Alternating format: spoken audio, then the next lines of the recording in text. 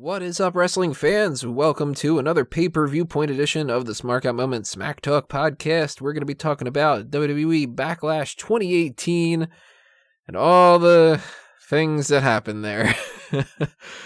Strap yourselves in for a lot of complaining here. Panel for this edition is, of course, your host as always is me. I am Tony Mango. As always, I've never been anybody else in my life. Sometimes that would be a positive thing. And joining me on the line here, we've got Callum Wiggins. Fuck this motherfucking show. Starting off already. And Jonathan Maldonado. What's going on? There's plenty of stuff going on, and I know that Callum's itching to get into it, so let's just go straight into things with the pre-show, because if we're going to dump all over this, we might as well dump at the start. This pre-show was pointless. 100% pointless. We had all of the filler of a normal event where they talk in circles, they talk about the matches that are going to be happening as if you didn't have a clue what was going on, and the panel goes, well, I think that person X is going to win. And then the other one goes, I don't know, man, person Y could win. Over and over and over again, same old shit, nothing different. We get a Bo Dallas and Curtis Axel backstage segment where The Miz says, hey, how about you help me out later? And then they say no. So that's just the same basic thing as what we saw in the Superstar Shakeup. And then we get confirmation that there is nothing planned for this Bayley and Sasha Banks thing other than the same exact shit that we have been seeing for 3 months now? 4 months? How long this is? 5 months? How long has this been going on? Too long. Since about 3 years at this point. Since Brooklyn in all that time ago. Well, was this feud did it start before the Royal Rumble, or was that the starting point? I think it's kind of just been on the surface, and like people have been talking about this feud happening basically since Bayley was called up to the main roster. But I think it really kind of kicked off in earnest before the Royal Rumble. Because I know it was before the Elimination Chamber. Because that was playing off of that whole they got some tension and stuff. So at the very least, this has been a 4-month thing for the most part. And I talked about this before on, I forget what other things I put up, probably Wrestling News and the website itself and stuff. When they announced this, my gut reaction, and I tweeted it out, I said, this is the best that you have, the best of both worlds. The pre-show is going to be Bayley versus Ruby Riott. We know exactly what's going to happen here. It's going to be Bayley gets a loss because of the numbers game of the Riott Squad, and Sasha either comes out and tries to help and doesn't, or comes out and causes a distraction, or doesn't come out. It's one of those three options. Bayley is going to lose because of the Riott Squad, and it's going to be huffing and puffing. It's Sasha's fault. Then they do this backstage thing where it's like, hey, you should be in my corner. No, fuck you. Okay, well then fuck you. All right, well, I don't need you. All right, well then see you later. Bye. And it's like, all right, go ahead and just do the Ruby Riott win already. Then they go ahead and they do the Ruby Riott win. So this is literally the same thing that we have been seeing every single match that either Bayley or Sasha Banks or the two of them together have had on Monday Night Raw against anybody for 4 months. The Riott Squad, Mickey and Alexa, Absolution. 4 months of this, and they still don't want to pull a trigger. Yeah, I mean, don't get me wrong, I'm going to be burying a lot of stuff on this show, but this is one of the things that I'm not going to be so hard on, and that's because Ruby Riott's in the match. Yeah, that's 100% due to, it's 100% due to Ruby Riott. She is really good. Oh, no, I was just talking about her face. You said you're not going to be hard on for it. Dick jokes. There's going to be some dick jokes later, too. I thought Ruby Riott did very well in this match, and this match wasn't bad. I mean, it was a Raw caliber match, but it's the pre-show, so you can't really expect too much more than that. And it told the story well, even though the story is been far too drawn out, and I couldn't give a fuck about Bayley or Sasha Banks. I just want Ruby Riott to fight for the Women's Championship. That's about it. That's the only thing I got out of this match. See, I'm having the issue with the fact that, I mean, what you had said, you said like it was a fine match, but it was just a Raw caliber match. This shouldn't be what we got going forward. Because we're going to have a lot of that going forward. At least this was the pre-show, so it's slightly understandable. Well, my issue is, like, if this is the best that we've got is Raw caliber matches on the pre-show and stuff, when we have 4 championships that aren't being defended, this is the best of both worlds? This? It's a Raw match. If this was a Raw-specific pay-per-view, I would think that it was lame. Yeah, that's true. But let's put it this way, there was a lot of this stuff which didn't live up to the best of both worlds, Monica, so I'm willing to at least give this one a pass for being a passable match that did its job. What do you think about it, John? Was this highlight, low point, somewhere in the middle, somewhere like that? I'm a little mad about it. I almost feel like they don't want to pull the trigger on Sasha and Bayley because, I mean, fans really want to see it, and they got so much going on with the rest of the women's division. Maybe they're nervous it'll sort of overshadow what else they got going on. I don't know. Maybe they're saving it for SummerSlam. Ugh. I don't know. It is dragging a little bit. People are going to start losing interest, but I don't know. Maybe they're nervous about it overshadowing the rest of the division. I think any hopes of them, like when you believed of them thinking that this is going to overshadow the rest of the division, was probably killed a couple of months ago when they decided not to do anything with it. I think they've successfully buried this into the ground enough that when the match actually does happen, nobody's going to care. Especially if you drag it out until August. You know, they can't just keep doing this and expecting it to be something that's like, this has been a year long in the making or something like that. It'd be like, it's just Bayley and Sasha. They already had their feud. So it's just a repeat. It's not like, I don't know, building up like, when they built up The Rock and John Cena for a year, it was like, all right, well, that's a big, big match. This is just Bayley and Sasha, and they've fought before, and they've had great matches, but it's like, I get the feeling that the reason that they haven't pulled the trigger on this is because they didn't want to do it. Well, I'll put it twofold. They didn't want to do it at WrestleMania because there wasn't any room for it at WrestleMania, 100%. And the whole Battle Royal thing was like, well, maybe it'll get lost in the shuffle. Let's do it afterward. And then now I think that they just go, we don't know which one we want to turn. And if they want to turn Bayley, they're not quite setting her up good enough for that. And if they want to turn Sasha, then just turn her already because they're being so hesitant about it. And I think that maybe there's part of them that they think like the more that they build up the idea that Sasha is going to turn and then they pull and they turn Bayley, that everybody will be like, whoa, you know, this was like 5 months of thinking it was going to go the one way. And it's like, I don't care, you know. But maybe it also has to do with Nia Jax. Maybe this is something where they want Ruby Riott to be the next person that fights Nia Jax, and then after that, it's going to be either Bayley or Sasha, and one of them is going to beat Nia. And then that person can lose to Ronda Rousey in like Survivor Series time or something like that, or the Royal Rumble or whatever. Then we can get some match that actually matters. But I'm not stoked about this, and I mean, I'll mention this a couple more times, but they advertised the hell out of this as being the best of both worlds.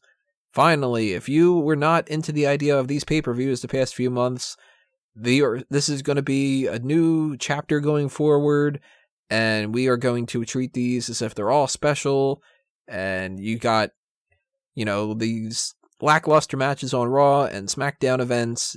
Well, you won't have to see those anymore, because now it's only going to be the important people, and it's only going to be the big feuds, and only the really special things. And this was the first thing that we got to see from it, which was just, if you did this again on Monday Night Raw last week, this week coming up, I would be like, I would literally typed out in the thing, Bayley and Ruby Riott do the same thing as always. And that's just, it's not good enough. And that's going to repeat itself a couple times throughout this night. But I'll give credit where it's due. The first match of the actual card, the Intercontinental Championship between Seth Rollins and The Miz, was a damn good match. Great opener. I've actually got it replaying on the background right here, catching some glances. It was an awesome match. You know, people don't give The Miz enough credit for really being awesome in the ring. Not just being, you know, great on the mic, but also really, really being good on in the ring. He's most improved overall by far. He's not the type of guy that's going to go out there and have the flashiest moves, but he knows what he's doing. I mean, this match was one of the longest on the card, but it was one of the only matches that didn't feel like it dragged at all. I felt like everything was being set up to it, like to the right spots. The Miz was in control for a good amount of time, but one of the best things I thought about it, when also talking about a lot of the other way the matches were booked and stuff like that, Rollins looked in control for a lot of it, which is odd because usually when they have the either babyface or champion, it's always the heel that has to do like 70-80% of the work or 78% of the damage, and then the babyface gets a nice flurry and then wins. Rollins was in control for a good portion of this match, with The Miz just selling like a heel should sell. And the crowd was so into Rollins every second of this match. Like, Miz is usually so good as a heel that the fans usually get behind him, and there were obviously people that were behind him in this match, but it was like 90% of the crowd were behind Seth Rollins. And this is really setting him up to be like he's the big babyface star on Raw now. It's Braun and it's him at this point. Mm-hmm. I agree. Go ahead. That I agree. A lot of people were behind Seth Rollins, but when the Miz hit those skull crushing finales, the crowd was counting loudly for that win. People wanted it. They weren't going to be upset. I don't think they wanted it. I think they were the best thing. Well, one of the best things about this match was everyone knew that Seth Rollins was going to win this match going into it, because why would they put the Intercontinental Championship on SmackDown when they already have the United States Championship on SmackDown as well? But the crowd actually believed in certain instances that The Miz was going to win the match. I did. There was a point where I don't remember exactly what happened. I think it was the second skull crushing finale where I actually said out loud, "Oh shit, they're actually going to give the title to Miz." And I'm just like, "No, okay, all right, well, you got me." And that's good. You know, they told a good story here. The whole leg injury thing was a good thing for the Miz to pick at, and Rollins fighting back was a good, you know, showing of kind of like his inner strength and just being like, no, I got to fight through the pain and whatever. It's like typical babyface thing. And the Miz didn't make himself out to look like a jackass. Like, it wasn't like he was shooting Rollins with a tank and he was still getting up and he couldn't do anything. It was like, this is just a clear, clean match, and Rollins came out on top. I thought it was great. That's probably the only thing I can really like be a really big thumbs up about for this whole pay-per-view. Yeah, God bless these two gentlemen for going out there and actually putting on a great show. And also good credit to Tyson Kidd, who was the producer for this match as well. He was getting a lot of credit backstage for like being the one that put this match together. And apparently he's been working a lot on Rollins' matches as well, so he should be taking a lot of credit as well. Yeah, it's working. So that's good. But then things started to get like where they were not so great, but not horrible. And then, you know, eventually gets worse and worse and worse and stuff like that. But I think we took a little bit of not even a little bit. I think we took a downward slope here with the Nia Jax and Alexa Bliss match for the Raw Women's Championship. Went on longer than I thought it should have. I don't buy the idea of the 5'1", 101-pound woman really being that much of a threat to the 272-pound woman. And for that long, too. And it's just, I don't like seeing these types of matches where, whether it's Rey Mysterio versus Big Show, or if it would be, you know, when people were clamoring for Daniel Bryan versus Brock Lesnar, I get that there's some value to the little person is fighting the big one, but it only works when it's like the underdog is a babyface kind of thing. And when you've got Alexa Bliss, like, taking out the legs of Nia Jax, then hitting her with a DDT on the steps and stuff, it's like, it just, I don't know, maybe it's just me, but I feel like my suspension of disbelief goes so far into the extreme that I just stop caring. And it becomes like watching somebody play a video game. You know? Oh yeah, I 100% agree. This match was in terms of like booking, if the previous match was like an example of how you do wrestling booking correctly, this was how you do it completely tits up. It was British expression. I know it's funny because it's for the women's match. Yeah, I mean, I thought the good heat spot would have been if Alexa Bliss had done the bit where she kicks Nia Jax over the top rope and then hits the DDT onto the steel steps. That should have been her only heat the entire match. But she was in control for about 90% of this match against like someone who's over twice her weight, like twice her size essentially.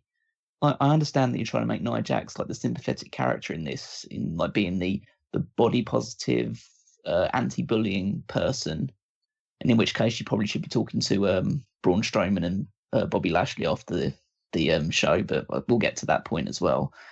But it's just a case of like she came out of this match looking worse than she came in because she was being dominated by someone who's half her size. And you could tell by the crowd's reaction that they weren't really into this match. And the promo afterwards, she was getting very little positive energy back from the crowd. And she was like really in a good place after WrestleMania. And then after this match, I wouldn't say they've killed her, but they've definitely hurt her character. Well, that promo afterward was so kind of counterproductive too, because number one, she says, bullies always get their asses kicked. Sounds a little bit like bullying. And number two, this match means everything to me. More so than the fucking title win? Really? Like, this match means more? I guess it's because like Alexa was accusing her of being the bully this time, and so she had to fight back against those allegations. But I tweeted out this like during the match, or well, actually just after the match. But like this, Nia Jax should be Ruby Riott. This should be Ruby Riott's storyline. It'd be so much more convincing because Ruby Riott has always been the sort of, when she was in NXT, she was a character that like stands out for herself and is like talks about originality and being yourself and standing up to the bullies and stuff like that. And because with her size and like being more comparable to the other women and stuff like that, it would make far more sense for Ruby Riott to be in this position. And she's better on the mic, she's better in the ring. Like it's not a good fit for Nia Jax because I know it's the idea of like a gentle giant almost, but it's not like she's coming across as like ultra friendly and like super nice about the stuff. She's talking about like getting Alexa Bliss in the ring and beating the shit out of her, which he didn't even accomplish in this match. I guess for the WWE, it's a little bit more visually stimulating to have it come from Nia Jax to outright speak about her size and things like that. I guess they're just going for sort of the visual. But going back to the match a little bit, I was okay with Alexa Bliss for a few minutes having the upper hand because she came right out of the gate going at the knee right as the bell rang. So I thought that was cool for a few minutes, but then I agree with you guys. It went out a little bit too long. And then the way the match ended with a sort of out of nowhere Samoan drop that Nia Jax had to pull out of nowhere to fall Alexa Bliss. It was a little weird. It was abrupt. It was like, really? Nia Jax needed to pull something out of a hat to beat Alexa Bliss when she dominated her at WrestleMania for the most part. It felt a little off, especially with not having Mickie James at ringside. So there were no distractions. It felt a little weird. But yeah, I agree with you guys. That went on for far too long.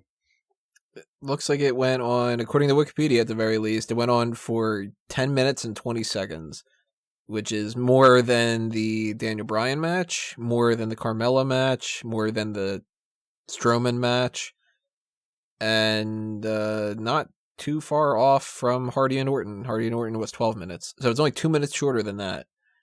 And those were much more competitive matches, except for the Strowman Lashley kind of thing. But it went the same amount of time as Ruby Riott and Bayley. That was 10 minutes and 10 seconds. So 10 seconds longer.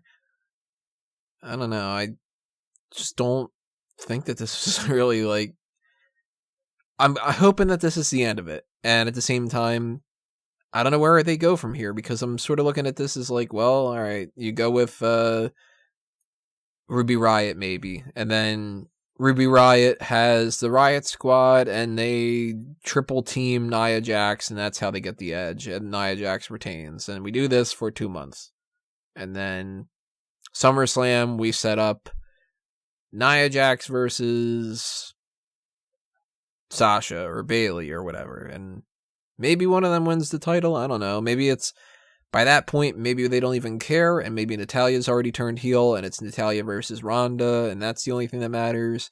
Maybe Nia loses the belt to Natalya, and then that's why they set up the whole thing with Ronda Rousey so she could beat Natalya, which pushes Bayley and Sasha Banks out of the mix, and I really just don't care. Out of everybody on this Raw Women's division, I'm kind of interested to see what happens with Ember Moon, but I don't think it's going to be much. I do like a lot of people. Like I'm a big fan of Mickie James. She's not going to get shit. And of course I like Alexa Bliss, but now she's got to be pushed out of the title picture. And it's just sort of blah. Like, I don't care about a Nia Jax title reign. And they're really going to have to do something to convince me otherwise now. But we went from that to the United States Championship match. Jeff Hardy successfully retaining against Randy Orton, which was a match that I didn't think was bad. But I completely forgot about it. I don't remember anything that happened in it. Yeah, this was a house show match, essentially. Yeah, it's a good way to put it. It was very abrupt towards the end of it. I mean, the finish came out of absolutely nowhere. It's just like they were transitioning a few moves. They'd had a few of their signature spots, but then Orton doesn't hit an RKO. Jeff Hardy hits the Twist of Fate, hits the Swanton Bomb. No twist or turns other than that, and then Jeff Hardy pins Orton. I half expected Orton to hit an RKO with Hardy coming off the rope for the Swanton because the camera was zoomed in really close onto Hardy. So almost like they usually do when he's about to hit an RKO out of nowhere. But then he actually hit the Swanton, which I thought, I don't know if you guys heard Jeff Hardy talking on I think it was the ENT podcast about how he sort of protects himself more now on Swantons than he does his opponent. And he landed his ass right on Orton's sternum, and that looked like it hurt. Usually he lands with the flat of his back on the guy, but that looked rough. That's what I remember from that match the most. Randy's got to be hurting right now. I missed that, but all the people that were watching it around me, they were like, oof, that looks like that hurt. And then they didn't run like a replay of it for me to double check ahead of time, but yeah, if that stood out, then that's not good. It's not a good thing to be like, the best part of the match is, oh, you almost got hurt, huh? You know? Yeah, it was a rough swanton to finish it. Definitely didn't land as comfortably as he usually would. But these two, it's like, I think I saw someone wrote on Twitter this, but essentially this was a 5-star version of a 2-star match. It was just that everything was done, so everything that was done crisply and professionally up until the final move of the match, which was landed a bit awkwardly. But everything else was just was all good, but nothing spectacular. Definitely not pay-per-view caliber. I get a feeling that this whole event was basically just meh. They've had another event. Let's just kind of think that that's fine if we don't go all that crazy. No title changes, nothing important storyline-wise. It really just felt to me like this was exemplary of it, because we knew the whole Jeff Hardy, Randy Orton thing has been crazy because of the United States title and Jinder Mahal and Shelton Benjamin and all the insanity with the Intercontinental title switching back and forth and all that we've been going over for over a month. And this sort of felt like it should have been the culmination of that, where Jeff Hardy has established himself as the United States champion. Randy Orton is a firm challenger.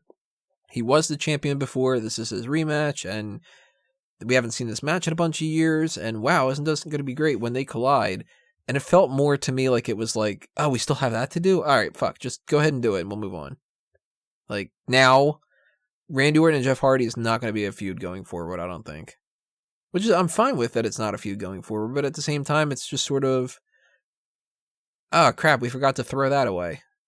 It's not a feud, remember, they're cool. Yeah, they're cool with each other, so it isn't a feud, that's right. They're just kind of like, I kind of want your title, buddy.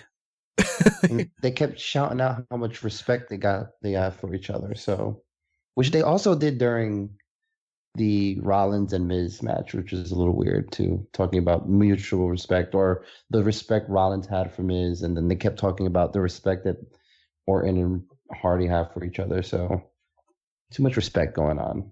Yeah, everyone loves each other. It's not right. Commentary tonight, there was a couple different points where it was just sort of like, let's hit the narrative, and it doesn't matter if it really makes all that sense, but we got to say it because that's the story that we're telling and whatever. It's because they make movies. They don't do wrestling.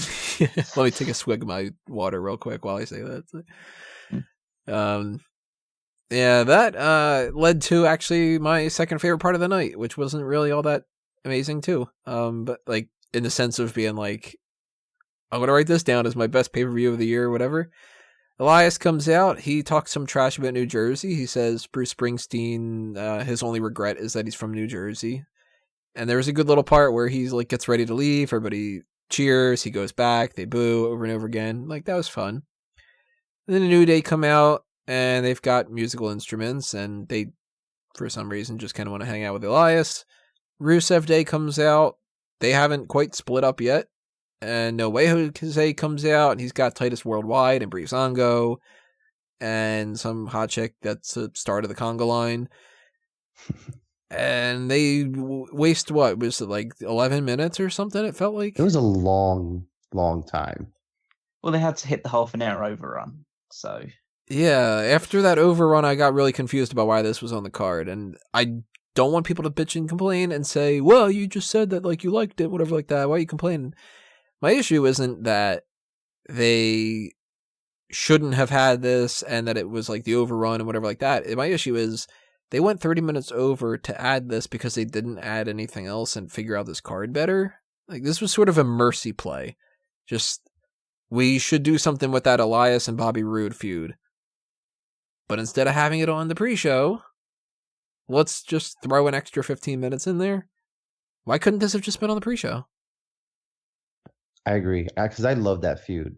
Those two are very, very similar styles. Just big dudes going at it in the ring. So it has a really old school vibe to it, which I really enjoy. So it was weird seeing it sort of move forward in this fashion. I mean, it was a really fun way, but I agree. Maybe a pre-show match probably would have helped this feud on a little bit more, even though I want to see something on the main card from these two. Yeah, and I don't think we're going to get a main card thing out of them. Because I think by the time Money in the Bank comes along, this is going to be way in the past. Well, they'll both probably be, well, at least one of them will be in the Money in the Bank match anyway. That's even confusing, because if that's like, you got to assume that they'll only have 10 maximum. And that's not even 10 from each show. That's 10 from both.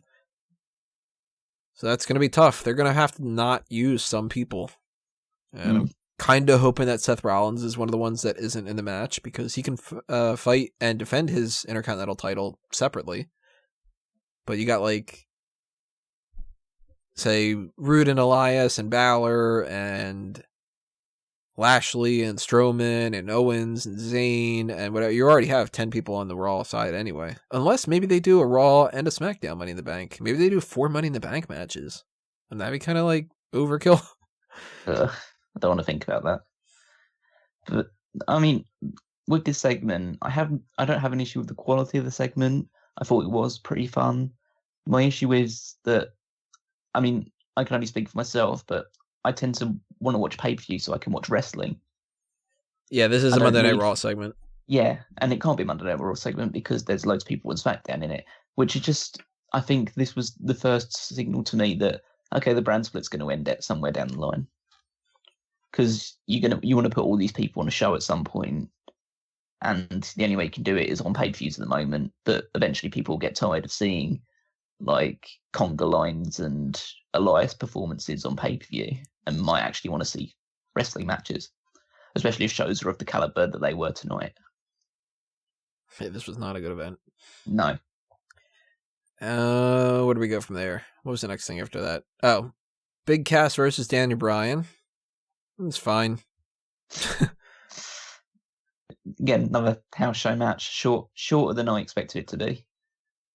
Under 9 minutes. Yeah, it was just like Cass getting a few bits and pieces in to take down Daniel Bryan.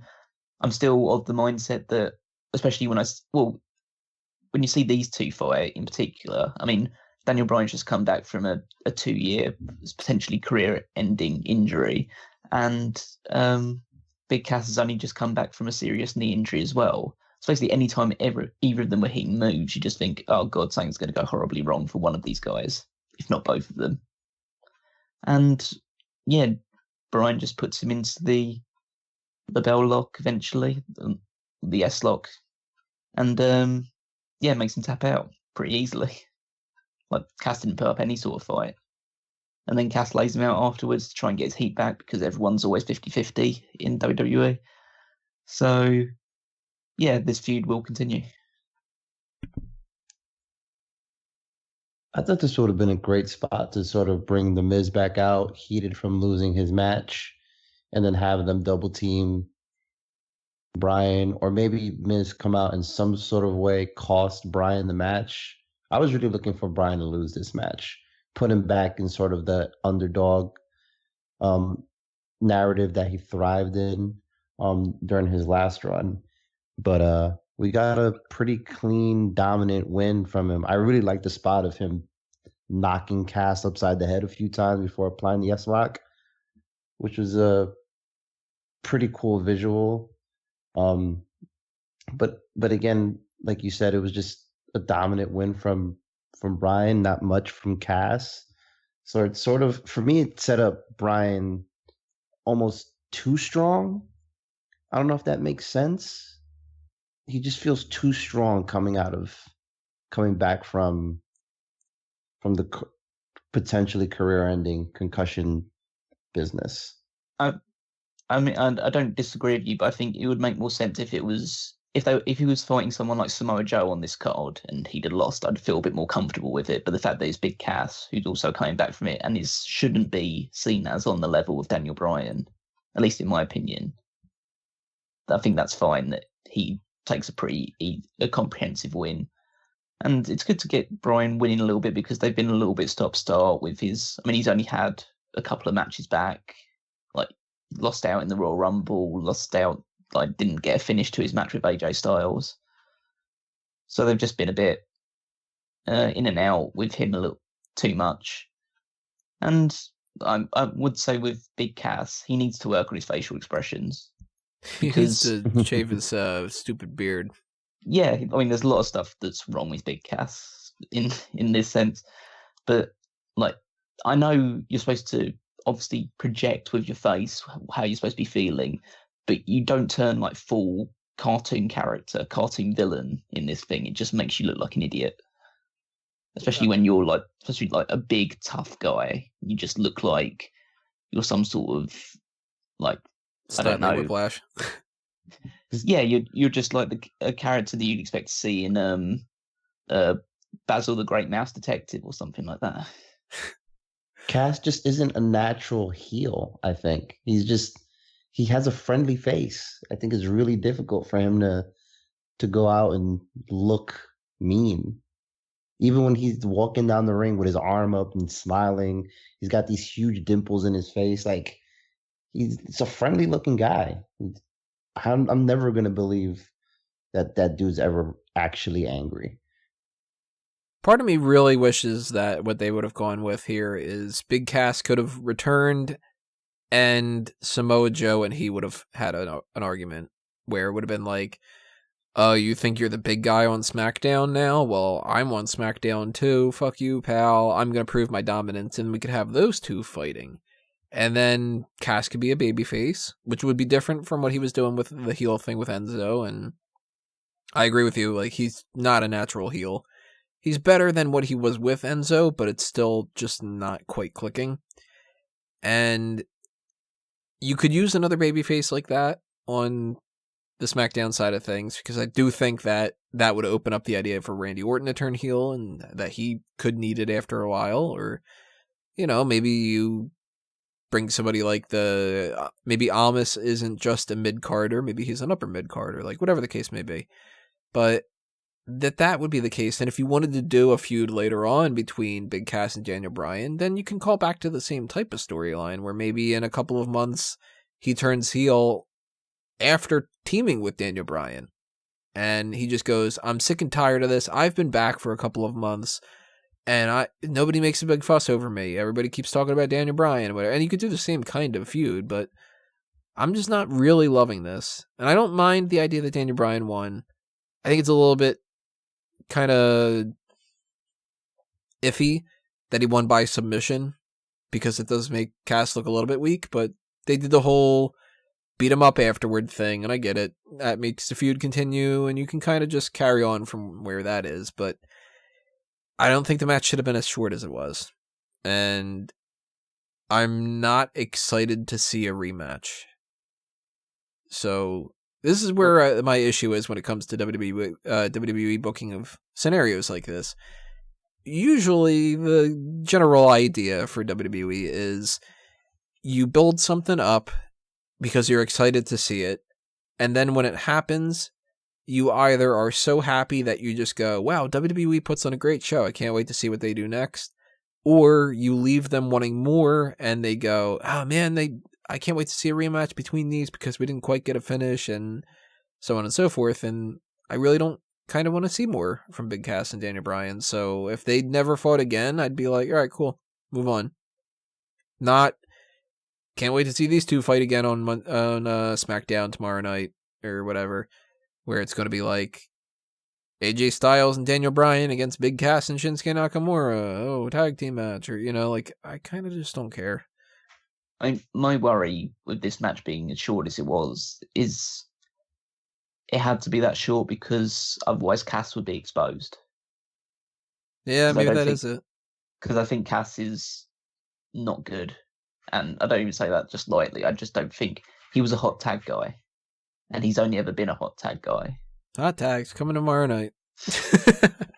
But that was his role in the tag team. And ever since then he had a short run as a singles guy when he was supposed to be like picking up the tricks on how to actually like carry himself as like a big singles guy. And then he gets injured almost immediately. And now he's having to come back and learn it again. So he's really not in a position where he can feud with someone like that, Daniel Bryan, without Bryan having to just carry him as basically the entire way. Yeah, this just doesn't quite hit the mark that they were expecting it, I think. And I don't know, maybe they turned it around, maybe that makes it a little bit better or something like that, and there's a chance, but this doesn't make me want to watch SmackDown. It doesn't make me all that happy about Big Cass's future. One thing that I thought was actually not that bad, although I don't really have too much positive stuff to say about it, not really any negative things to say about it either, but Carmella retains the SmackDown Women's Championship against Charlotte in a match that wasn't all that bad. I'm surprised that Carmella got a clean pin, but meh. Again, just kind of meh. Okay, meltdown number one. This match. See, my issue with this is the match was decent, and that's the issue. It shouldn't be decent. It should have been short, and it should have been Carmella trying to find any single way to get out of this situation. There are some instances where you need to concentrate more on the story than just trying to have a decent match, because I think it may not have been the best that these two can produce, but it felt like it was trying to put Carmella over as a wrestler, like somebody who could be on Charlotte's level, when really no one is going to believe that regardless, and they shouldn't believe it.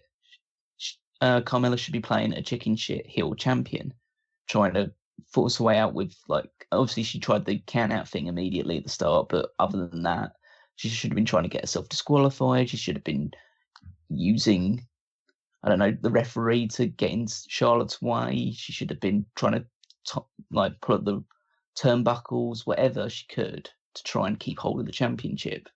And yet they had her fight competitively with Charlotte and then score a clean pinfall against the woman who beat Asuka's streak. She scored a clean pinfall. I mean, what the fuck are you doing with this?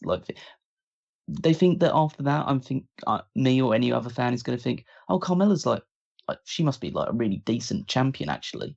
After every single thing over the past year and a half or so has shown us that she's just a coward and she can't actually live up to the likes of Charlotte or Becky Lynch or Naomi or the actual real wrestlers on the show. I thought that Carmella cashing in on Charlotte just a couple of days after she beat Asuka cheapened the whole Asuka situation. I thought that was a bad taste. And now I think this does that even further. Like you said, her picking up a clean win. I mean, it could have been clean in a way that wasn't just simply a kick to the face after her knee buckled. I think something had to have been a little bit more dirty, something behind the ref's back, something. But it just. I mean, she didn't even have the tights and the roll up or anything like that. Right. It was just they were still, completely still, as if time stopped, and she just laid on top of her, as if Charlotte couldn't just roll to the left or the right or something. She didn't even put up a fight. There was no struggle, nothing. So almost like she just laid down there for Carmella, and it was weird. I think it cheapens the whole Asuka situation. Now that that loss looks a little worse, not on Asuka, but just on the whole women's division and Charlotte overall. I thought the match was fine. But like you said, it being decent is weird because it's Carmella. She's never been a great wrestler or even good. She has a hell of a super kick. I give her that. But other than that. Yeah, I mean, I have an issue with the women's division, like the way it's laid out on SmackDown, in the sense that you have Carmella, who's the champion, but is kind of, obviously she won due to a cash-in after somebody else attacked Charlotte, so she already comes off as cross as a chicken shit heel. And then you have the Iconics that are also like more about the character and not about the wrestling. So you have them on one side, and then I mean it has to say something that when you're like most dominant female in terms of like could actually match up in ring with the likes of Becky Lynch or Asuka or Charlotte or Naomi is Sonya Deville. Because all the other ones are more along the lines of, oh yeah, we've got really good characters and really good on the microphone, but we can't actually get it done in the ropes. Even if they can, like a good wrestlers, like I think Peyton Royce is a very good wrestler, but they've been portrayed on TV as not being able to get stuff done without having to resort to cheap means or like bailing out of matches or having to have the other person support to win matches. So you can't convincingly think they're going to win matches, which is, it's fine to have one or two people in your roster like that, but if it's essentially half your women's division is like that, all the heels are pretty much like that, then it just means every single match has to end in some sort, if they're going to win a match, it always has to end with some sort of interference or some sort of feet on the ropes or something like that. They don't have a dominant heel on SmackDown, which I think is an issue.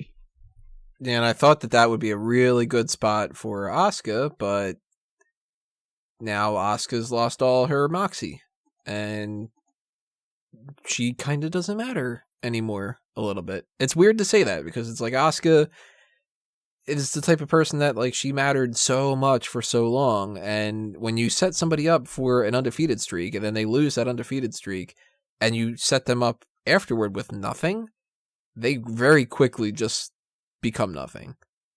All Asuka's done since pay-per-view where she lost her match has been to lose on SmackDown again too. So just flip the script. Now she can lose. Let's just have her lose. She's not a priority. Who cares, kind of a thing. And I'll play devil's advocate for a moment, and I'll say, if they would have done the Iconics come out and cost Charlotte, I think in that parallel universe, I'm sitting here and I'm complaining that it was predictable and that it really doesn't do anything but propel the story the same way that it did before. But I will also counter that by saying WWE doesn't have to do that. They can set themselves up for situations that end better. Like, they plan this stuff, and whenever a situation happens where somebody gets injured and it, completely fucks up the plans, I'm always willing to give them the benefit of the doubt. Like, if the plan was for the Blue Blazer to win the championship and then Owen Hart fell and died, yeah, that's going to fuck some things up, and that's not in their control, really.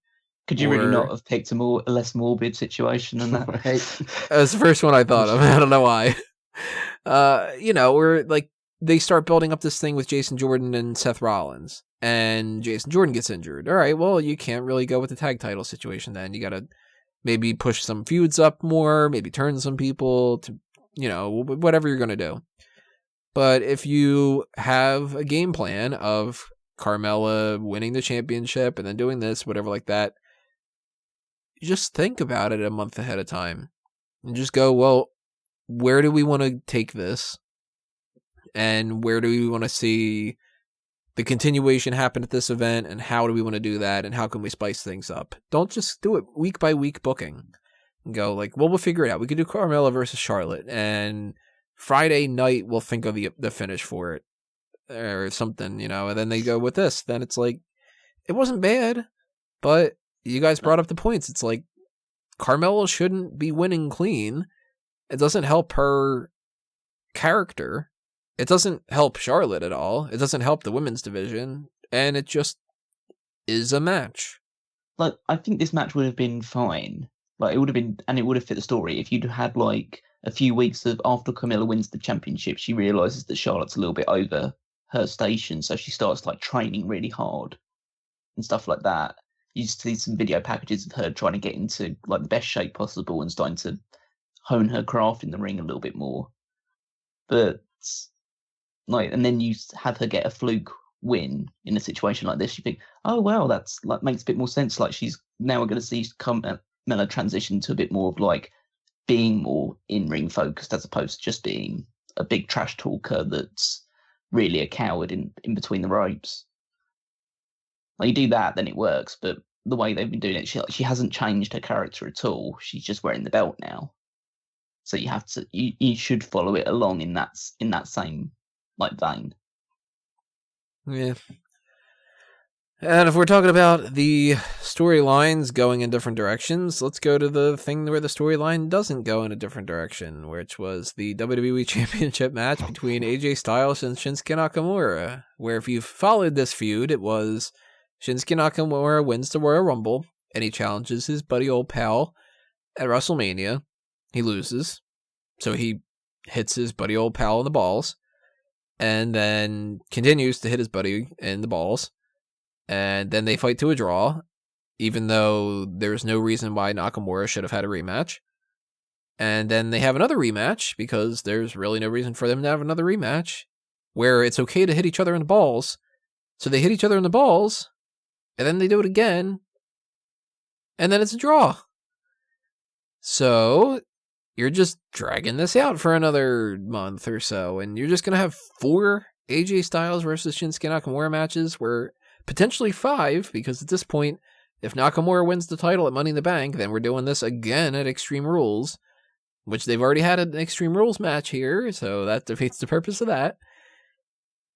It's just kind of like, part of me absolutely loves the end of this, just because part of me loves troll kind of things, and it's like, Vince McMahon was probably red-faced, laughing his ass off, just going, wasn't that funny when they hit each other in the balls? And it's like, I laughed at it, because I was just like, wow, you're really going to end the match with, they just Rochambeau each other from South Park? Like, that's it? Just, I kick you in the balls, and then you kick me in the balls, and whoever passes out first wins, that kind of thing, or something like. But I don't want another match between these two like this. If you want to drag it out to 4 matches, give the belt to Nakamura. Then you can do the rematch. Yeah, I'm so sick of this. These two can't be having fun, just hitting each other in the balls for weeks. This can't be satisfying, storyline wise, or what are you guys gonna do today when they walk in? Yeah, we're gonna hit each other in the balls again. Like these two are so much better than that.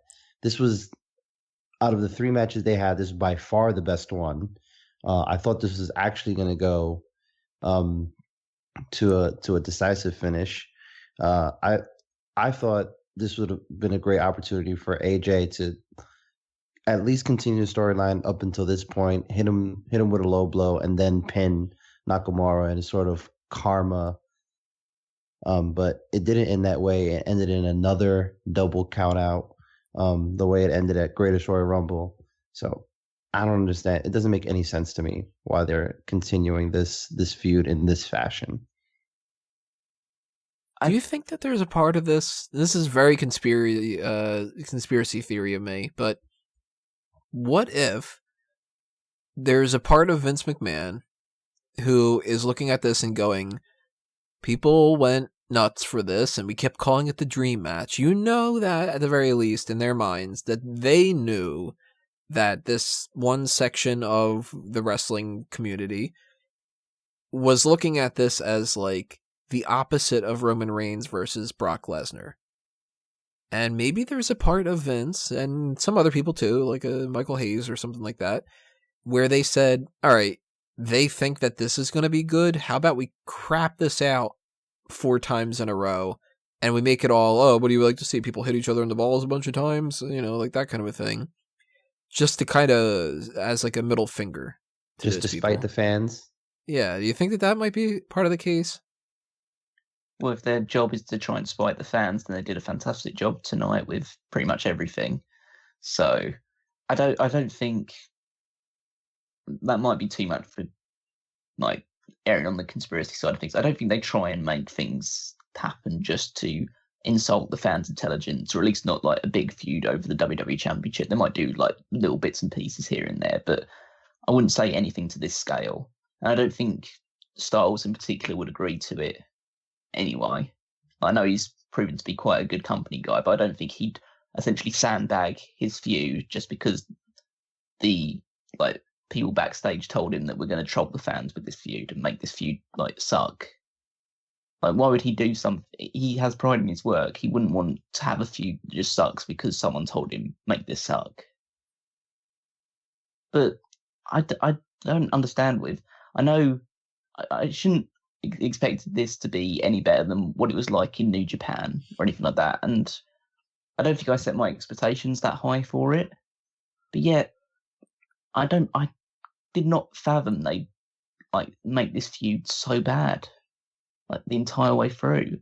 I mean, there have been bits and pieces where I thought, oh wow, this feud is really hotting up and stuff. And when Nakamura turned heel, I thought, okay, this is a really big turning point. But now it's just you need to have a finish at some point. You can't just drag this out because you're taking a really hot feud and just pouring water on it every single time you have one of these draws. Eventually, even Nakamura, if Nakamura doesn't win the WWE Championship, then he shouldn't be anywhere near it for a very long time after this point. Because who would want somebody who's had 5-6 opportunities at the WWE Championship in the past year or so, not won a single one? Why would he ever get another opportunity again? And if he does win the title, then what's he going to do? He's going to have a feud with 3 other people where all he does is hit them in the balls a bunch of times? Mm. He can't carry a feud. He can't talk. So, you do Nakamura versus Bryan. What's the story? You do Nakamura versus Orton. What's the story? You do Nakamura versus Hardy. What's the story? It just becomes, I have the title and you want to fight me for it, and I'm the bad guy because I maybe attack you every other couple of weeks on SmackDown. I don't want to see that as my main feud. I'd almost rather see Jinder Mahal as the champion, but that's not quite the case because I didn't like Jinder Mahal as the champion. But You know, like, I really, at this point, I just want AJ Styles to retain it and just to give Nakamura something else. Just keep him in the mid-card then. It's getting to the point where, like, I think if they were going to give the championship to Nakamura, they would have done it by now. They would have stretched out if they needed to give AJ Styles a rematch or two here or there to keep it going. But I assume they're going to have one more match at Money in the Bank, and Styles will probably retain it, and then he'll move on to whoever's next, whether it's Orton or Cass or Bryan or Rusev or Joe or whatever. There'll be enough challenges, and like Nakamura can just fade into the mid card, go into the United States Championship picture instead. It's a sad state of things because, like Jonathan said, that like this was their best match so far, especially like the bit where the chair hits Styles in the face accidentally. You get a bit of colour in there. From that point onwards, it felt like, okay, this match is getting like heated up. Up until that point, it felt like I think I tweeted in all caps at some point saying, like, what are they doing putting rest holds on in a no disqualification match? It's like this stipulation gives you free reign. You don't have to do loads of spectacular stuff. You can just hit each other in the back with steel chairs or kendo sticks or whatever, and yet you're sitting in the middle of the ring with a rear chokehold or something like that. Well, they were later on outdone when it comes to that. Yeah, well, we'll get to like the even worse stages of the match, but the double kick to the balls, it's funny, and it'll probably get some sort of meme created out of it. Like, it'd probably be a gift that certain people use going forward, but was that really worth it to just tarnish another WWE Championship match? I don't know. And not have it main event either. That would have been fine if that ended the show, honestly, but it didn't even main event. Yeah, I mean, with that finish, you can kind of see, like, oh, maybe they didn't want that finish to be like the closing memory of Backlash. But then what actually was the closing memory of Backlash was even worse. So, and it also kind of makes you go, well, then if you don't want that to be the closing thing, and you don't have the Universal title on the line, and you don't have anything else that's really noteworthy, then why did you book that as the finish? Because you don't have to have that be the finish. It's different when you've got something like, say, the Super Bowl. And, you know, I don't follow football. I don't really care. It's not my thing. I don't follow any sports really. But if I'm going to root for any team, I like the idea of the Philly teams winning because I know a lot of people that are really invested in it. So it's like, yeah, if you told me, all right, you get to pick who wins the Super Bowl this year, I'd pick the Eagles. You know, my dad used to fucking love the Eagles. My neighbor goes crazy every time it does whatever. I'll give them, you know, that kind of a win. I have no personal investment in it. But if you're the type of person who follows it, and for instance, this Super Bowl, the Eagles are there, or they win, everybody gets happy and stuff like that. If the Eagles would have lost, and people would have been really invested in it, and they would have been upset about it, it's like, well, you can't decide that. And if it would have been a blowout, and you can't decide that it's like, well, at the last quarter, then who are the Eagles up against? Patriots. Like, if the Patriots would have just, like, scored, you know, 3 touchdowns in a row and would have, like, made it to where it's like, all right, this is getting a blowout now. It's just going to be, like, the whole rest of the quarter is just boring. You can't decide that stuff because it's not scripted. This is scripted. If you don't want it, like, if you set yourself up to go, well, we're going to have this draw, but that's not going to be a good enough end of the night, so we need to move it to a different part of the night. If you're acknowledging that that's not a good end of something, maybe think of a better end. And that's the problem. I think that this also is a little bit indicative of just burnout. I feel like this whole pay-per-view was just a big indication that the WWE overall is just burnt out. I mean, what's today? May 6th? So it actually technically hasn't been a full month since WrestleMania. And they've done, this is the second pay-per-view since then, with the Greatest Royal Rumble in there, South Africa trip, Superstar Saudi Arabia, Superstar Shakeup. They're about to go on a UK tour soon. I mean, they've booked too much shit for the last month, and even going forward, they're doing another overseas trip. So I just think they were just like, you know what, let's just slap this together. It is what it is, and we're not going to put too much thought into it. Yeah, we're making a big deal that this is the first co-branded pay-per-view going forward. They're all going to be co-branded, but I think just that idea was what they wanted to sell, and the show itself, they were just like, all right, let's just put this together. We're burnt out. It is what it is. And we've got, 5 weeks or something like that until Money in the Bank. It's like the 17th, I think. Yeah, Father's Day. So I would not be shocked at all, and I'll put it out there. Maybe I'm wrong. I don't have a crystal ball.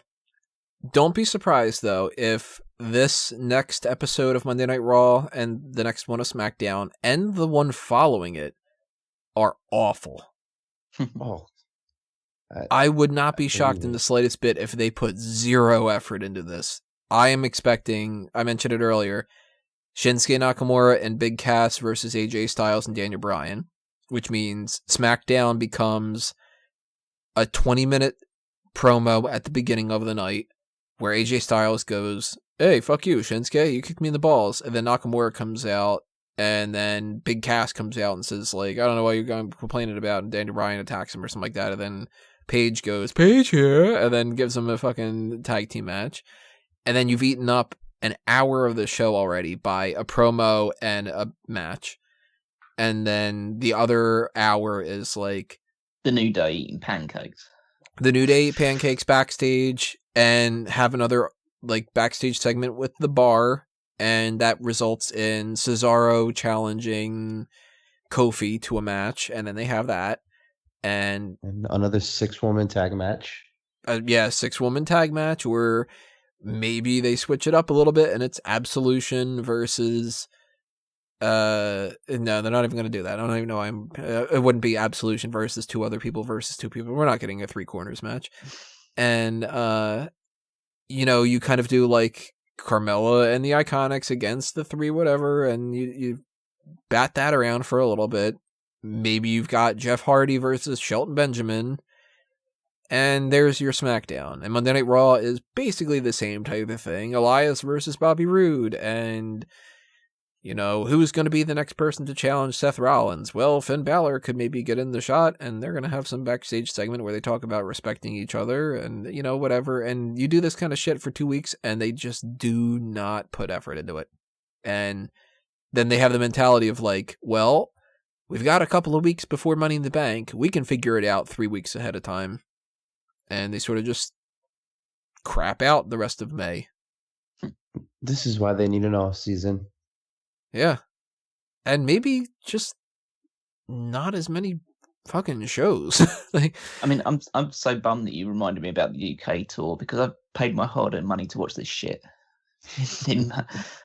Last time I went to see the Raw and SmackDown in May, and they fucking sucked as well. So it's gonna be great. Which that reminds me too. On that promo ahead of time, they took out the little reference of King of the Ring. Oh. So it just says second annual Mae Young Classic, and then it said WWE UK Championship Tournament or whatever. Nothing about King of the Ring. I don't know if that's going to be like, big surprise. We're doing a King of the Ring. You mentioned it 3 months ago. Yeah, but you didn't remember. Yeah, I did. Yeah, but oh well. That kind of thing. Or hail King Cass. Oh God. Then, speaking of the whole idea that like they're just gonna coast the next couple of weeks. Talk about coasting. You got Braun Strowman and Bobby Lashley against Kevin Owens and Sami Zayn. If you didn't see it 2 weeks ago or last week, here it is again. The same thing. Kevin Owens and Sami Zayn don't quite get along. Braun Strowman and Bobby Lashley beat the shit out of them. So, Kevin Owens and Sami Zayn contracts are expiring soon, right? Because there must be some logical explanation of why they're getting buried so, 6 feet under at this point. It does seem strange. I would be desperate. If I was them, I'd be desperately hoping my contract was coming up soon. Because I would be out that door immediately. I'd be signing myself up for the All In show. I'd be getting with New Japan, getting with Ring of Honor, whoever they could. because they're dead. They're dead in the water at this point. And they really, there's no reason why they should be. They are popular as hell.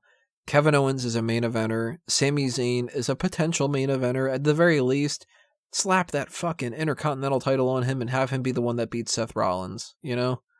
Yeah, they're such a good, both as single star and as a unit.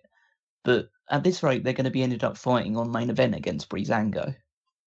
Because they just got squashed by Braun Strowman and Bobby Lashley, and they're feuding with each other, so we're probably going to see another Kevin Owens and Sami Zayn match. They finally break up or whatever.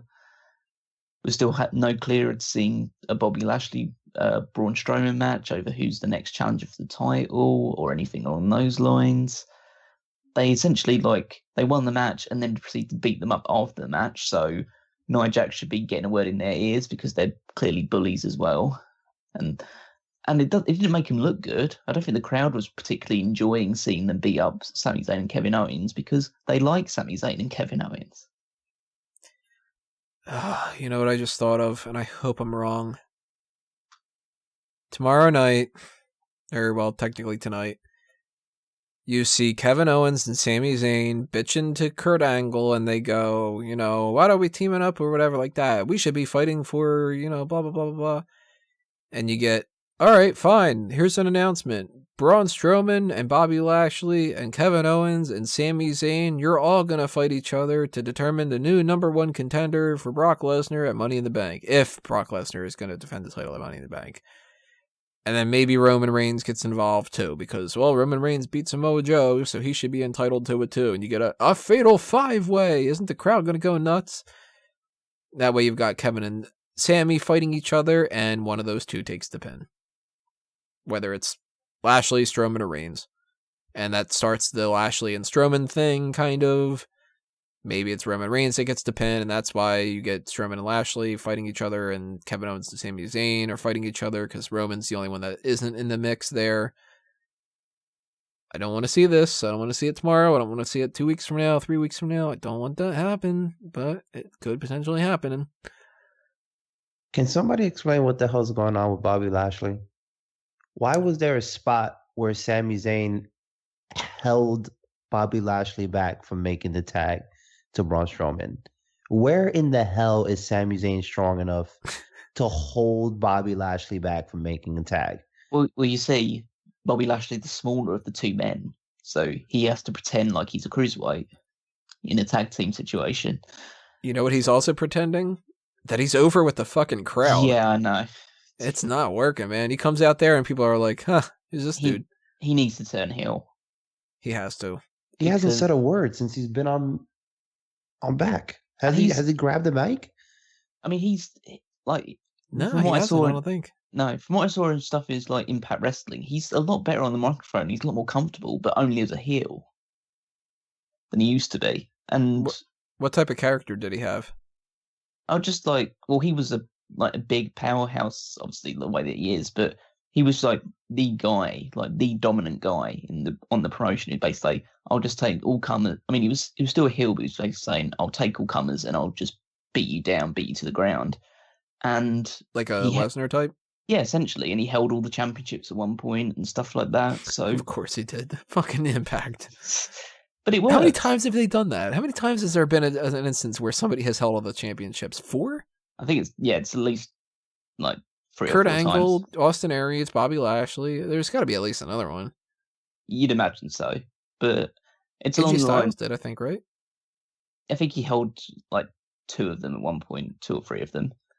I don't know how many. They fluctuate with how many championships they have. But Christ, that company has 2 things that they do. It's that, and then saying, this announcement coming up is going to completely fucking change the world of wrestling forever. Because today we have, I don't know, somebody who used to do the ring crew in WWE, and he's here. Well, there's 3 things. There's those 2 things, and it's also to the back. It's their thing as well. Mike Tenay thing. But didn't even know. no, you need to watch to know that stuff. But it's along the lines of he's not over with the crowd. Like, he has to pretend like he's still a babyface in this situation. Like, Braun Strowman's obviously over with the crowd, but after this show had already gone through, and this match, which was meaningless and was more about like Sami and Kevin Owens playing like chicken outside of the ring rather than actually getting involved. The crowd was completely dead. They didn't care about what Strowman was doing. They didn't care what Lashley was doing. They didn't pop at all for like the final power slams post match or anything like that. It was sad to watch all of that stuff, really. Like They even also on Raw, get rid of the headband. yeah. Also on an episode of Raw, I would have been disappointed with this. So to see it like as the second to last match on a pay-per-view was like I was pretty much done at this point. Again, the best of both worlds, and this is what you have to offer. Also, why was that trophy out? Why was the trophy out? But why didn't he come out with the belt? Yeah. Because like that would make him seem like he's an actual champion, which he's not. And it's like you just brought the trophy out to be like, hey, remember this thing that happened last week? And it's like, if I didn't, then that means that I clearly didn't care, because that's kind of the philosophy of like, why are we watching the pre-show things? Why does the pre-show have to remind me of the things that I've already watched? If I don't care enough to watch, I don't care enough to watch the pre-show. If I do care enough to watch, I already watched the damn thing. I don't need to be reminded of it. I don't have short-term memory loss, and if I do have short-term memory loss, it's an hour long, and I'm going to forget about it all the time anyway. I hope none of the women superstars touch the trophy, because that would obviously be like really bad PR. That would be horrendous, yeah. Yeah, no. They'd have to lose all of that contract money as well. So issue a public apology. Yeah. Had to publicly fire the woman responsible for it. But man, this turned into... They should, because this was one of those things where it was like, all right, their bathroom break is done. They've already done that tag team pointless match from Monday Night Raw for the third time in a row. And instead of that transitioning into some kind of like really important thing, it goes into Roman Reigns versus Samoa Joe, a match where Joe gets cheered, Roman Reigns gets booed, and apparently it's Michael Hayes who produced the segment, according to some different dirt sheet kind of stuff out there. Like, do you want to start or shall I? Because you start, yeah. Because it's like this fucking match. I mean, like you're obviously starting off on a losing battle because the show's already overrun. The crowd is exhausted. They've already seen a pretty shit show to start with. Yeah, they're certainly not exhausted from being like, wow, this is so crazy, and I've been cheering all night, and this is insane, and man, I'm tired. This is a hell of a show. But they're happy when Joe comes out, obviously, because they've gone behind Joe, and Joe's been so good these last few weeks. And then they start the match off hot. They have like Joe attacking before the bell rings. Roman's already gone straight through a table. Like, oh my god, this really hot start. I bet this is gonna be like a really like fiery brawl. Ends with like a lot of big power moves and stuff like that. And then the match gets started. Joe just hits a few jabs and stuff, and then it's straight to the rest holds. It's straight to the like laying down for minutes at a time, minutes, where the crowd starts chanting CM Punk and this is boring. Yeah, multiple times. Rusev Day, whatever stuff they were chanting, like this is awful, whatever. Like, all the stuff they would usually do, like. It was basically pretty much the same crowd reaction that we were getting for the Brock Lesnar Roman Reigns match. Exactly the same. Which also main evented. And Joe deserves so much better than that, but he was, obviously the way the match was produced, he was just constantly just putting Reigns in rest holds. Reigns was just laying there for ages at a time, just not moving at all. Then you just had the typical Reigns comeback and like few drive-bys and the Superman punches, just all the usual shit that we're all piss poor tired of seeing. So it's just like, just fucked off already, because you kind of know how it's going to go. And Joe gets the cleaner clutch and a couple of nice, like the match itself, like if it was two other guys, I'd say this is perfectly fine match. But then Joe gets like a cleaner clutch in a number of good situations, and so the crowd comes alive when they think, oh my god, Reigns is actually going to tap out or he's going to pass out and Joe's going to win. Then Reigns like hulks up or whatever and he grabs the ropes and he gets up, and then it's just one second spear, because the first spear, Joe managed to get his foot on the ropes, but the second spear, and it's done, and loved it. Like, the second that you won, they pan to a shot of the crowd, because they think they're just going to see a lot of people, like, standing up or cheering, whatever, and everyone just starts walking out of the building. It was fucking hilarious. Yeah, there's videos of people leaving way before the match was over with. Yeah, like this is embarrassing. Like, a lot of the other stuff, you can just say, oh, this is pretty bad. Like, it's a bad show. But this transcends being a bad show. This is, like, scarily bad stuff for WWE. Because how... I mean, they're still going to, so I don't know why I'm saying it. But how can you back Roman Reigns now as your top guy? Go ahead, sorry. Sorry. But just want to say that when there's clear footage of people walking out in the middle of not just this match, but the WrestleMania match as well. Like, this isn't your top guy. This isn't your main event draw. This is someone who's driving people out of the building. And it's not him. It's you booking him is driving people out of the building. It just frustrates me so much that they fucked this guy. This guy's dead in the water. You can't turn him heel whatever you want now. Like, who cares? Like, this guy had so much promise and potential, and he could have been one of the biggest stars in WWE. And they're still going to try and make him one of the biggest stars in WWE, regardless of what everyone else is saying. But they've absolutely fucked him. Mm-hmm. It's not his fault. It's his fault only in the sense that he hasn't figured out a way around it. He hasn't stood up for what his character could be, or he's too much of a company guy. Yeah. Sorry, John, this is a scenario where we are going to go round and round and round. But before I talk, I'm going to give Jonathan a shot to get some jabs in there too. Yeah, I mean, even the hot start was just a rehash of what Samoa Joe did to Brock Lesnar at Great Balls of Fire. Put him through a table before the match started. It was the same thing. So I was just like, okay, here we go again. So I thought maybe it might get into a bit of a brawl rather than a match, but like Callum said, we're just going right into these rest holds. I mean, a theme of the night, when I saw Nakamura applying a rest hold in his match, I was like, what the hell's going on here? I rarely ever remember him putting anybody in a rest hold. And then you've got this match, which is just literally a sleeper. I nodded off multiple times during this match.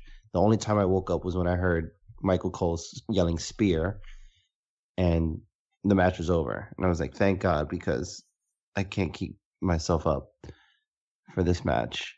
But it was just a rehash of the Great Balls of Fire opening, and then just a boring match for the rest of the pay-per-view. And you hit the nail on the head talking about how this guy is literally driving people out of the building. You know, I was at WrestleMania, and it was awful how the fans just hijacked the main event and didn't even give it a chance. And your biggest night, that's how the crowd reacts. And then you continue to put this guy in a main event for the next 2 pay-per-views that you have. And at Backlash, when you've got the WWE title on the line between 2 guys that people clearly want to see, and they're not even the penultimate match. They're third to last. So this whole thing was just a mess. And I really just, like I said before, I really hope it's just burnout, and they just have too much shit going on within the span of a month, and they just threw stuff at the wall, hoped it stuck. It didn't. And now we can just move on. When I look at a situation like this, I try to give myself a little bit of distance. And I look at that and I go, I hated it. Like, let me specify that. I thought that this was terrible. I thought that the match itself was garbage. I think that it did nothing for either man, whatever. But I try to go, all right, if I want to separate my opinions, and I'm going to tie this into something that there's no connection to it, but go down this rabbit hole with me. May the 4th was the other day, and I posted a thing saying, May the 4th erase The Last Jedi from canon. And a friend of mine started the whole discussion of, like, you're one of these people and stuff. And we went back and forth a little bit, me explaining what I didn't like about it and him trying to explain his point of view of saying that my opinion is wrong, which opinions are opinions. Some of them can be wrong, even though a lot of people say, like, oh, it's an opinion, it can never be wrong. If you have an opinion that penguins are bigger creatures than elephants, your opinion's fucking wrong. Like, you know what I mean? You can have an opinion of which is the best cheesesteak in the area and go back and forth, and there's no fact and stuff, but whatever. The argument of the Last Jedi thing is a scenario where I can step aside and I can say, look, I didn't like the decisions that they made in this movie as far as the canon goes, but on top of that, I also think it wasn't a well-made movie. Sort of the similar way of Godfather Part 3. If you've seen The Godfather Part 1, and you've seen The Godfather Part 2, and then you see Godfather 3, they are not the same caliber. It just isn't. And whether you like how the story goes or not, pretty much everybody agrees they're not. The third one is not as good of a movie. If you can separate yourself enough to go, all right, I don't like this, but let me try to view it from the point of view of somebody who would like it. I can't see any rationalization for this Roman Reigns Samoa Joe thing, because the arguments that I can make in my brain don't make any sense. If I'm Vince McMahon and I say, or anybody on the creative team, but it ultimately passes the buck and it goes to Vince McMahon. He can make the calls. Roman Reigns is the guy that we want to be the guy, right? Like, all three of us can agree. If I'm Vince McMahon in this situation, you guys are part of my creative team, I say, I want Roman Reigns to be my guy. Right. And we'll say, yes, boss. And then I go, all right, how about we have this whole setup where we've built up Brock Lesnar and nobody can beat Brock. And every time he hits an F5 with anybody, it doesn't matter if it's a big dude like a Braun Strowman or a Samoa Joe, or if it's a smaller guy, he can't, like, nobody can beat Brock Lesnar. Would you guys find it kind of interesting if maybe over the course of that year, Roman Reigns, he doesn't win everything and stuff, maybe we make him a little bit of an underdog, and maybe you kind of boost him up, and it's like, can the underdog win this time around? I guess, yeah. Sure. That sounds like the right way to go about it. Immediately, that's the first argument I can think of, and immediately I shut it down with, well, did you accomplish that? And they didn't. So then we fast forward to WrestleMania, and we go, all right, well, we didn't do our job. So how about this, guys? How about Brock Lesnar wins? And that way, at the next event, in 2 weeks or 3 weeks or whatever it is, we have another thing where he's still the underdog and maybe he can still win. Wouldn't your go-to argument be, yeah, but Vince, isn't that exactly the same thing that we just did for the year that you said didn't work? And then you go, no, it's different this time because he loses again. And then we set him up with Roman Reigns against Samoa Joe.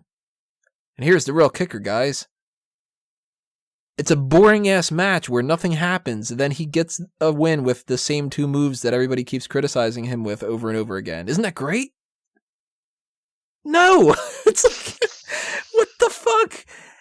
I don't go to a restaurant ordering the same thing I don't like every time. I order the same thing I do like. You're not going to convince me otherwise. I don't like ketchup. I don't care if it's the best ketchup in the world and you overload my plate with it. I'm not going to eat the fucking ketchup. And Roman Reigns versus Samoa Joe here is like, did you accomplish getting Roman Reigns over? No. People left the arena. Okay, so now you can't even make the argument of, well, at least he gets a lot of booze, and isn't that interesting? You get a lot of booze. Now people are just leaving. You can't go back to that argument. All right, well, was that a sacrifice where you needed to make Samoa Joe lose? No. Now that just makes SmackDown look worse, because assuredly, part of the deal with this was Roman Reigns lost twice to Brock Lesnar. We need to give him a win. And who do we have that is not doing something else that can look impressive enough for him to beat? Oh, how about Samoa Joe? All right, well, then we did the Superstar shakeup and we didn't think about this. Now he's on SmackDown. Well, he could still beat him. And I bet you that their philosophy is exactly the same as what they just did with Roman Reigns. Well, he lost, but we'll have him win a couple of matches, and then that'll offset it. That just means that Roman Reigns is a total loser compared to Brock Lesnar, but he has to get a win over Samoa Joe to make him look strong, because everybody, the problem isn't that Roman Reigns doesn't look strong, right? Yeah. And then you make Samoa Joe look worse, so that way when he beats the SmackDown roster, well, doesn't he look strong? He beat the whole SmackDown roster. No, that just means that Roman Reigns looks like Roman Reigns could probably beat the whole SmackDown roster by himself because he beats Samoa Joe, and Samoa Joe beats the whole SmackDown roster. There is no positive that came out of this at all. No, I completely agree.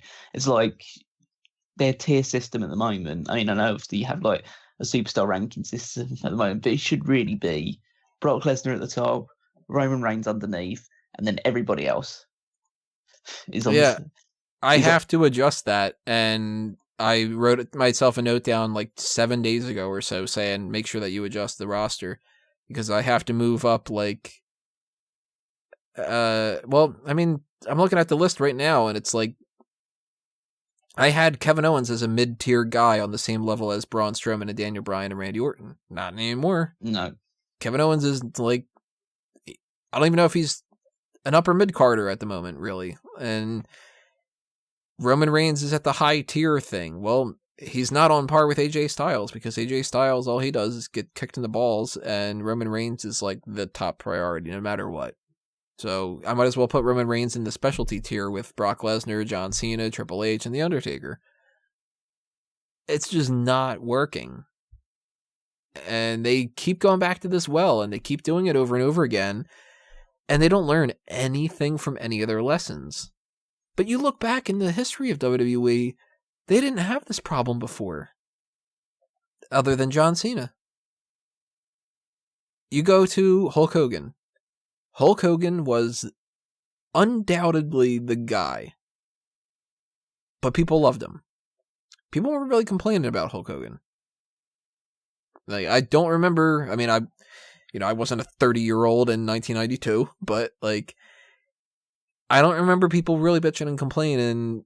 Even on like you watch old tapes and stuff like that of like the 2 Royal Rumbles that Hulk Hogan won. People weren't like, "Oh my God, Hogan again." They were like, "Yay, Hulk Hogan." So it was easy. And I think that they got stuck to this thing where it was like, well, it's easy. If we have a big top guy, we just have him win a lot. And people will love it. And they haven't gotten out of that mentality yet because they did it with Austin for the most part, where Austin pretty much won all the time. If he didn't win, it was because some kind of shenanigans, but he didn't lose. It was always like protecting him. You know what the biggest difference is, though? They were people that the fans were getting behind organically before they were pushed. Whereas they weren't engineered. Yeah. Whereas with John Cena was getting like organically over, but then they completely changed his character when he did get to the top status, which made him the Super Cena that everyone hated. So they completely like stripped away all the stuff that was getting him organically over, and then made him into corporate Cena, essentially, even though that wouldn't be the way they would have seen it. And with Roman Reigns, they essentially just handpicked him as, okay, this is going to be the guy. And he was getting over in the Shield, but he was also getting over at the same time when Daniel Bryan was the guy. And they should have kept Daniel Bryan as the guy, or they should have pushed somebody else at the time that was like, there was people like even within the Shield, people like Dean Ambrose or Dolph Ziggler at that point even were people that that the fans generally wanted to see get to that next level, whereas that was the time when fans started to realise that Roman's actually getting to that level now, whether we want it to or not. And so if fans get the sense that it's something that they don't necessarily want and they're being told what they want, then they're going to rebel, whether this guy is good, bad, or indifferent. You know what it almost strikes me as a little bit? You got a guy like AJ Styles, for the most part, it seems like everybody's on board with him. You know, some people, of course, like him more. Some people like him less, whatever. But generally speaking, it seems like the WWE audience is very accepting of AJ Styles and totally loves seeing him win. And when he has a championship, people aren't booing him. People aren't saying, you know, chanting for CM Punk and for Rusev and whatever during their matches and getting up and walking out and stuff. And it's almost like WWE goes, yeah, sure. And then goes, what about Roman? And it's kind of like if you have two kids and one of them draws a picture and it's pretty good and you're like, oh, it's great. And then the other one is like your favorite and draws a piece of shit. And you're like, but this is the one that's going to go up in the fridge.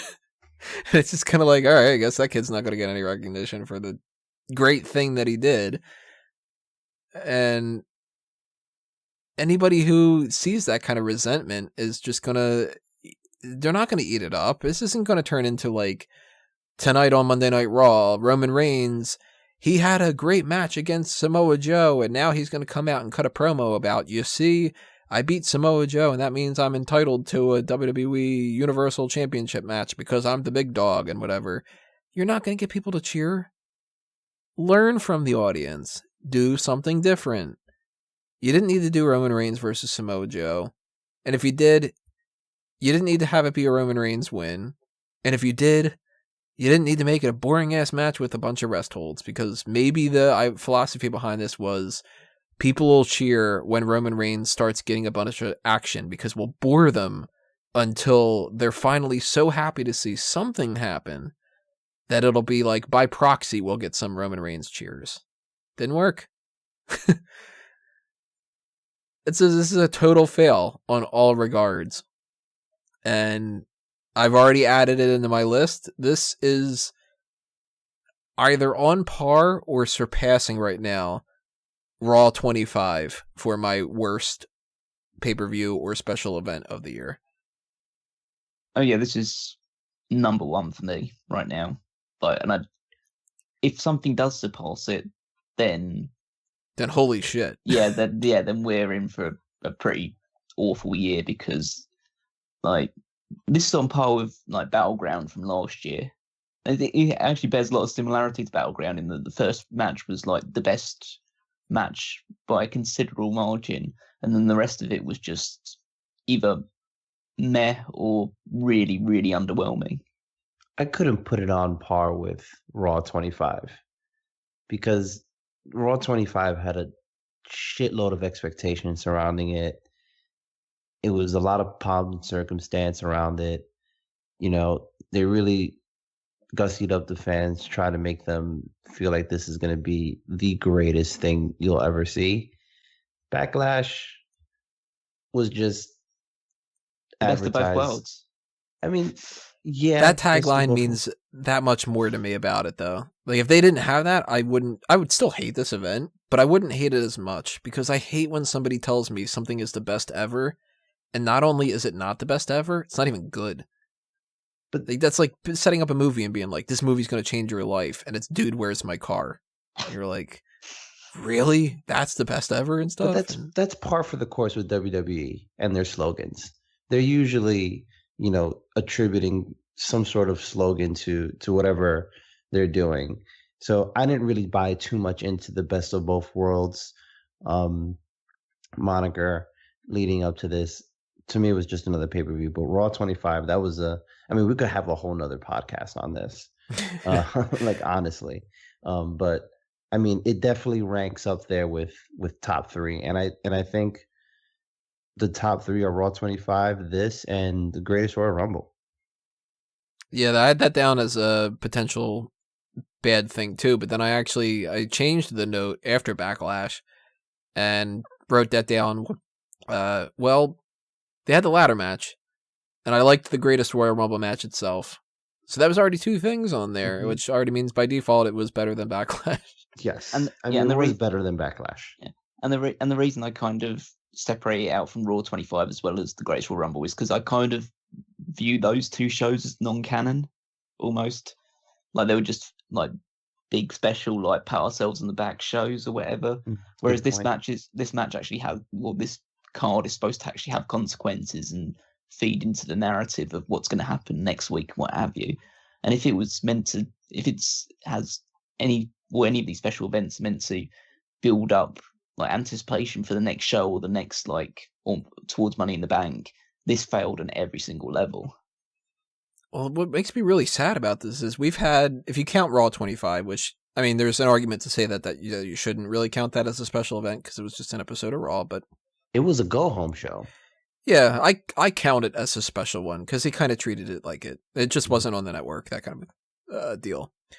But we had Raw 25, NXT TakeOver Philly, the Royal Rumble, the Elimination Chamber, Fastlane, NXT TakeOver New Orleans, WrestleMania, the Greatest Royal Rumble, and Backlash at this point. I only have New Orleans down as a potential for best. Because I don't remember really liking Elimination Chamber or Fastlane. I don't remember really being super duper impressed with TakeOver Philadelphia. WrestleMania had its good moments, but it also had some flaws behind it.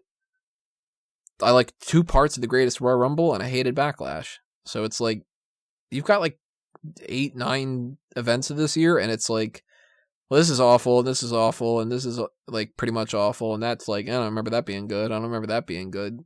2018's not looking good so far. We're almost halfway done the year, and there's NXT's still cool. Thank you, Papa H. What am I going to do? Am I going to be the next event we have is TakeOver Chicago, and then we have Money in the Bank, and then a random 2-day tournament for the UK title thing where that's going to be strange because you're going to do a tournament one day, and then you're going to have a day of just extra stuff. Then Extreme Rules, and then TakeOver, then SummerSlam, and then we're going to get into that little lull where it goes Hell in a Cell, TLC, whatever. And then we have the end of the year TakeOver and Survivor Series and Clash of Champions, and somewhere in the mix there we're going to get Mae Young Classic again, which maybe that could be meh, who knows. Let's put it this way, if things stay on current trends, at the end of the year awards we're going to be seeing a lot of good awards going to NXT people and basically all the bad going to WWE. Yeah, that's a shame. Yeah, it shouldn't be that way around. It should be the opposite. Especially when, I mean, we've said it before, but how many times did we see this thing saying this is going to be the best of both worlds? If this is the best of both worlds that you have to offer, I'd hate to see what the worst is.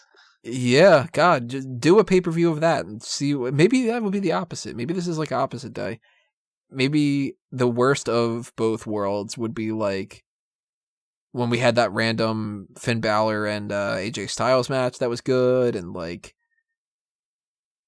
just solid booking scenarios and things that make sense and make you excited about the future and stuff. And then it would be oh, this is pretty good. And then they'd be oh God, what do they want? It's not Roman Reigns in the main event doing the same thing that you don't like. I don't know. But that was Backlash, everybody. That's at least it's done. Even though I still have to write a bunch of shit about it. So that's gonna be fun. Write even more about how I dislike it. Any opinions that you guys have, positive or negative, maybe you're the type of person that sat through an hour of this and said, you guys are horrible, this was the best match ever and stuff. Go ahead and argue it. You can always argue your case. I'm never going to delete your comments. I'm only going to delete them when you're saying things like, where's the match? To episode 58 of Smack Talk where we're going down I don't know, Breaking Point or something like that. It's those are the only ones I delete. Or the ones where it's hey, fuck you, I hope you die because you disagree with me about something. Anyway, whatever you're going to say, drop them in the comments below. Tell us what you thought about this. And if you want to be aware of the next couple of things that we're going to be doing on this channel, which are kind of up in the air still, make sure you just hit that subscribe button and ring the bell for notifications. You can also follow us on Facebook and Twitter at SmarkOutMoment for any kind of information of when these new things get posted, as well as new things on the website, because we always have articles that aren't a part of the Smack Talk side of things on the site, like the weekly articles, and potentially we're going to have some more. I'm going to kind of rearrange some segments in the future. So be aware of that kind of stuff. Also, follow these guys on their social media platforms and everything else that's going on there. Callum, up first. I would just first like to say that we do apologise for the negativity, but if they give us shit, we're going to talk shit about it. So I think that's perfectly within our rights to do so. And obviously you're more than welcome to disagree, as Tony says in the comments. But if you haven't watched the show already and are looking to our podcast to get some sort of gauge, I think we're all giving it a universal thumbs down, and don't watch it. Don't subject yourself to it. Except the first match. What was the first match? That was great. But you don't even watch it on Fast Forward. Yeah. But you can follow me on Twitter at Wigmeister14, where I've tweeted at length about how awful this show was. So read them if you want to have a good laugh. John? I do not apologize. Those aren't the good trend right now. But no, just follow me at We Want Wrestling NYC on both Twitter and Instagram, and find me on the next Smack Talk. And for anything else that I've got going on, everybody, of course, there's Fanboys Anonymous for movie review type stuff. And check the outside interference content.